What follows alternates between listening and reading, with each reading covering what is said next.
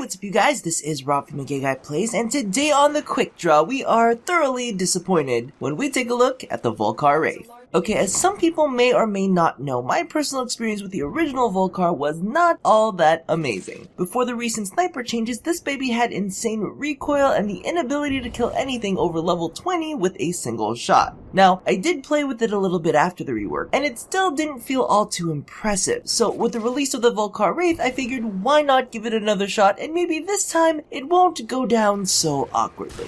Now, currently you can only pick up the Vulkar Wraith by defending Alid V during the last leg of the Shadow Debt event. However, as we've seen with the sortie rewards, it may come back in the form of blueprints in a future season. So if you missed it, keep an eye out for the sortie rewards rotation. Now, its primary damage type is impact with a small splash of puncture, and its Wraith version features no slash damage whatsoever. This makes it great when coming up against shielding, however it does suffer against fleshy targets. So as always, be sure you're using the appropriate elemental combo in order to deal the optimal amount of damage. So very quickly, let's go over the upgrades. First off, it's had a damage increase from a base of 225 up to 250, which works hand in hand with its zoom in bonus, which grants a 5, 15, or 20% base damage boost, depending on your scope settings. It's also had its magazine increase from 6 to 8, and they tossed in an innate V polarity. So aside from its tacky untintable skin, that is pretty much it. Now the weapon itself isn't terrible, it's just not as interesting as the rest of its counterparts. The Vulkar Wraith really has nothing going for it besides its base damage and clip size. However, the Vectis Prime beats it out for base damage, while the Lunka still has 2 more in the clip along with its devastating elemental base. After a little bit of playtesting, the Rubico and its hefty critical multiplier, combined with bladed rounds, easily outpaces both the Vulkar and its Wraith version. Now honestly, it's not too bad. Due to the fact that its primary strength is base damage, it means that its output will be consistent, and with the second largest clip, you'll be able to shoot off more before you've completely unloaded. However, I find it to be a complete bore. Now, speaking of things that just aren't my taste, can we talk?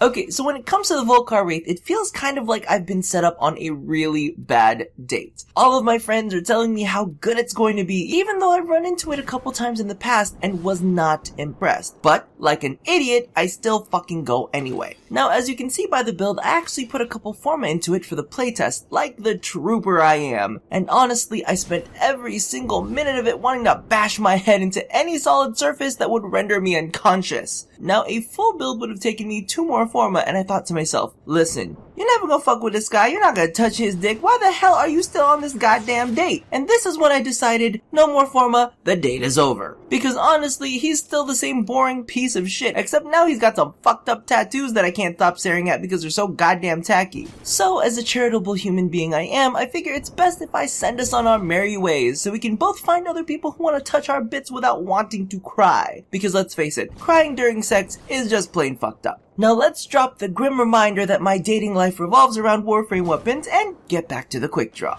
So all in all, the Vulkar Wraith is alright. It's not for me or for anyone who likes interesting weapons. It's got a pretty good base damage, a nice clip, but it's a bit under par with its critical chance. The Wraith version does feature a bonus V slot, which helps make modding a tiny bit less painful, but doesn't make up for the fact that most sniper rifles are gonna need several forma in order to get them in proper working order. Because let's face it, I do not care how big your clip is if you can't put it down like a champ. So thank you all for watching another episode of The Quick Draw. If you haven't already caught it, be sure to watch me do it raw when I playtest heavy caliber versus bladed rounds. And of course a bit of a PSA on not breaking elemental combos. Now don't forget to do all the things that I ask you to do at the end of every one of these, and as always, stay tuned for more weapon dating tips. What the fuck even is that? Here at A Gay Guy Plays.